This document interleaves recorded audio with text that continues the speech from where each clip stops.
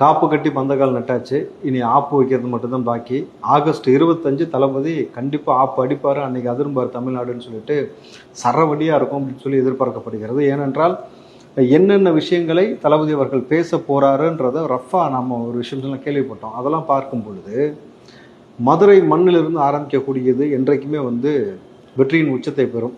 அன்று தளபதி அவர் அடிக்க போடக்கூடிய ஆப்பு என்பது தமிழ்நாட்டில் எத்தனை கட்சிகளுக்கு மிகப்பெரிய தலைவலியாக இருக்கும்னாக்கா, திமுக மட்டும் இல்லாமல் திமுக கூட்டணியில் இருக்கக்கூடிய கட்சிகளும் சரி, பிஜேபியும் சரி, இதர பிற கட்சிகளுக்கும் சரி, மக்கள் விரோத போக்கை இங்கே யாரெல்லாம் முன்னெடுத்து பேசி கொண்டு இருக்கிறார்களோ அவர்களும் சரி, அரசியல் விமர்சகர் என்ற பேரில் அவதூறு பரப்பவர்களுக்கும் சரி, அவருடைய விமர்சனங்கள் அத்தனைக்கும் முற்றுப்புள்ளி வச்சு தமிழ்நாட்டின் அடுத்த சகாப்தத்தை தொடங்குவதற்கான முதல் மாநாட்டில் அவர் செஞ்ச விஷயத்தை தாண்டி இன்றைக்கு இந்த மதுரை மண்ணிலிருந்து ஆரம்பிக்கக்கூடிய களம் என்பது ஒட்டுமொத்த மக்களுடைய பேராதரவோடு தமிழ்நாட்டில் இருக்கக்கூடிய மோசமான ஆட்சியை அடித்து விரட்டுவதற்கான முதல் படி. அன்றிலிருந்து பார்த்தீங்கன்னாக்கா திமுகவுக்கு இனி தினம் தினம் அடிதான்றது சொல்லாமல் சொல்லக்கூடிய செய்தியாகத்தான் இருக்கும்.